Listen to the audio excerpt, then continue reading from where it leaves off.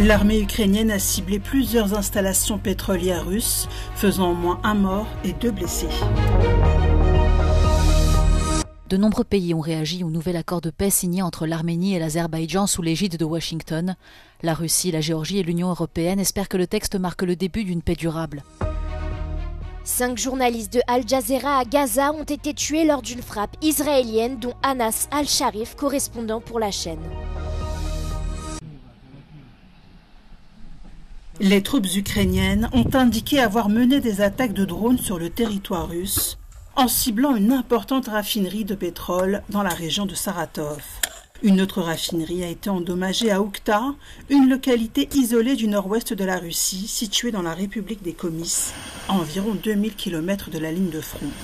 Ces attaques de drones ukrainiens ont fait au moins un mort et 2 autres blessés selon les autorités locales.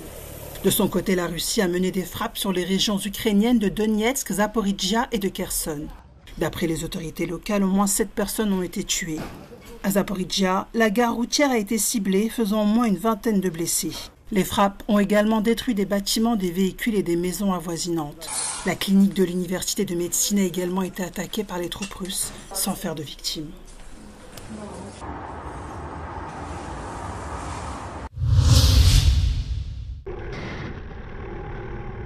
L'Ukraine et l'Europe ont présenté à Washington une contre-proposition de cessez-le-feu avant le sommet Trump-Poutine vendredi prochain à Alaska, selon 2 responsables européens cités par le Wall Street Journal.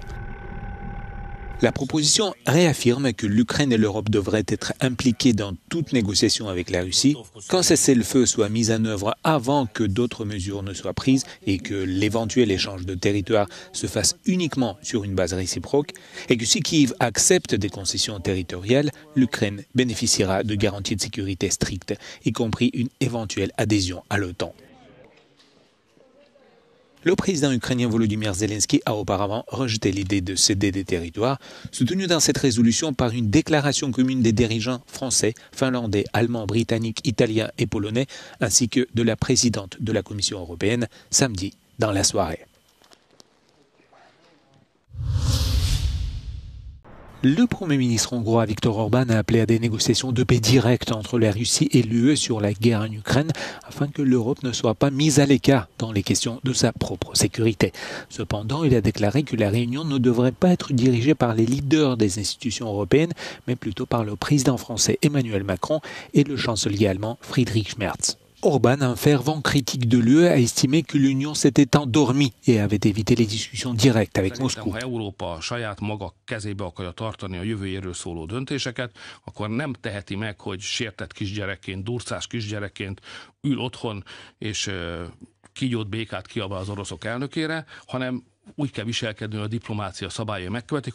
Orban a appelé à organiser ce sommet dès que possible dans un pays neutre afin d'assurer un dialogue. Bruxelles et Budapest sont depuis longtemps en désaccord sur toute une série de questions, y compris sur la guerre d'agression russe en Ukraine.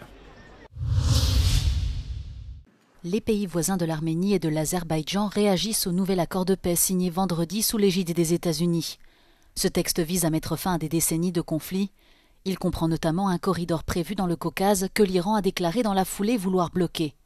Téhéran a fait part de ses inquiétudes quant aux conséquences négatives potentielles de toute intervention étrangère à proximité de ses frontières. Les Arméniens oscillent entre espoir et méfiance.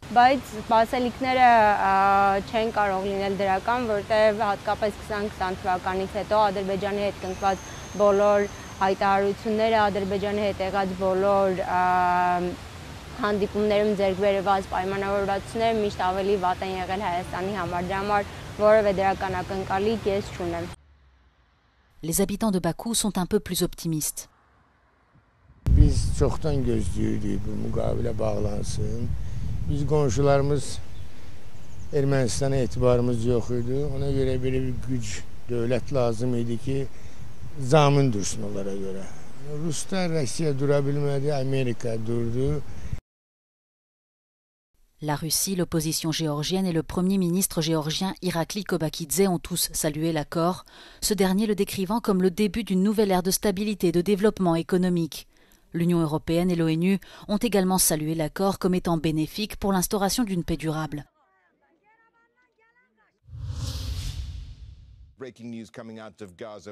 5 journalistes de Al Jazeera à Gaza ont été tués lors d'une frappe israélienne, dont Anas Al-Sharif, correspondant pour la chaîne.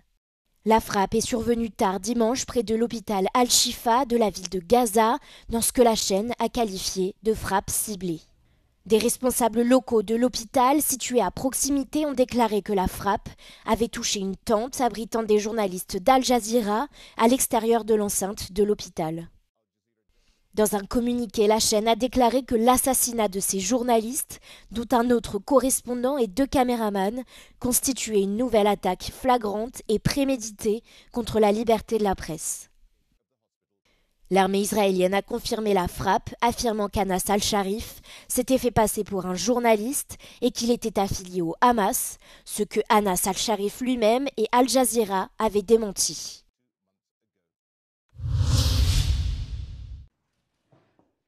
En Australie, le Premier ministre Anthony Albanese a révélé l'intention de son gouvernement de reconnaître officiellement l'État de Palestine. Par cette décision, Canberra s'aligne sur la position adoptée récemment par plusieurs autres nations, dont la France et le Canada. Peace can only be. Today I can confirm that at the 80th session of the United Nations General Assembly in September, Australia will recognise the state of Palestine. Australia will recognise the right of the Palestinian people to a state of their own, predicated on the commitments Australia has received from the Palestinian Authority. We will work with the international community to make this right a reality. L'annonce du Premier ministre intervient après des semaines de pression de la part de son cabinet et de nombreux Australiens, ainsi que de vives critiques émises par les membres de son gouvernement concernant les souffrances des civils à Gaza. De son côté, Benjamin Netanyahou s'est empressé de dénigrer l'Australie, mais aussi les pays européens qui ont décidé de reconnaître l'État de Palestine.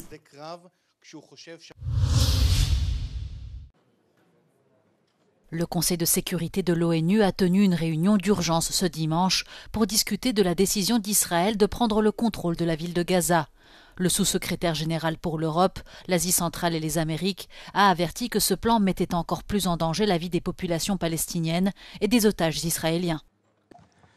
If these plans are implemented, they will likely trigger another calamity in Gaza, reverberating across the region and causing further forced displacements, killings and destruction, compounding the unbearable suffering of the population. Le représentant d'Israël a réitéré la déclaration du Premier ministre Netanyahou qui affirme vouloir établir un contrôle de la sécurité à Gaza avec une autorité gouvernante indépendante. Le représentant palestinien a lui déclaré qu'un tel plan empêcherait la création d'un État palestinien indépendant et qu'Israël devrait soutenir la gouvernance de l'autorité palestinienne à Gaza. Les États-Unis ont eux affirmé qu'Israël a le droit de décider ce qui est le mieux pour sa sécurité. Ils ont également qualifié de fausses les allégations de génocide à Gaza. Appelés par le Danemark, la France, la Grèce, le Royaume-Uni et la Slovénie, tous les membres du Conseil ont soutenu les pourparlers à l'exception des États-Unis, selon les médias. De gigantesques incendies continuent de ravager les régions de Castille et Léon et de Navarre dans le nord de l'Espagne. Des milliers de personnes ont été évacuées alors que la sécheresse et les vents violents entravent la lutte contre les flammes. Ces incendies surviennent dans un contexte de canicule persistante dans le sud de l'Europe. Selon Copernicus, plus de 350 000 hectares sont déjà partis en fumée depuis le début de l'année, soit plus du double des chiffres de 2024 à la même période. L'ex-candidat à la présidentielle colombienne Miguel Uribe Turbay a succombé à ses blessures, a annoncé son épouse ce lundi. Le sénateur de 39 ans avait été blessé par balle à la tête lors d'une réunion publique en juin à Bogota. Représentant de la droite et opposant du président Gustavo Petro, il avait pour ambition de lui succéder en 2026. Son assassinat ravive les craintes d'un retour de la Colombie à la violence des années 1980 et 90, lorsque meurtres politiques et attentats étaient monnaie courante. Il pourrait bien rejoindre Jean-Jacques Rousseau, Emmanuel Kant ou Victor Hugo au panthéon des grands penseurs d'une Europe unie. Longtemps méconnu, L'héritage de Wojciech Bogumil Jaczanbowski, scientifique et penseur polonais du XIXe siècle, est aujourd'hui valorisé. Nasza historia nie pozwoliła zająć się pomysłami Polaków o zjednoczonej, pokojowej Europie. I to te pomysły, które zgłaszał jeszcze król Leszczyński, żeby we Francji, czy Czartoryski, aż wreszcie Jastrzębowski stworzył najlepszy projekt, który powinien być analizowany w każdej szkole. En 1831, en plein soulèvement du royaume de Pologne contre l'Empire russe, Jaczanbowski rédige son projet de constitution pour l'Europe. Wojciech Jastrzębowski zaciągnął się do armii, mimo że był naukowcem, jako zwykły artylerzysta i brał udział w tej najstraszniejszej, najkrwawszej bitwie pod Warszawą, pod Olszynką Grochowską, kiedy armia rosyjska już miała wkroczyć do stolicy. I w kilka dni potem ogłosił w piśmie Merkury projekt konstytucji dla Europy. Publié dans la presse, son texte promeut la coopération au niveau local entre individus et à l'échelle continentale entre les nations. Il énonce plusieurs principes, comme le désarmement universel, la garantie des libertés civiles ou encore la tolérance religieuse. Objectif, prévenir les conflits, bannir la guerre. Rękojmią równości ludzi składających jeden naród będą prawa narodowe, rękojmią zaś równości narodów europejskich będą prawa europejskie, które mają stanowić podstawę wiecznego przymierza w Europie. La Fondation Nous Citoyens de l'Union européenne plaide aujourd'hui pour que le manuscrit du texte de Jaczanbowski soit inscrit au patrimoine européen. Verdict, le 1er mars 2026.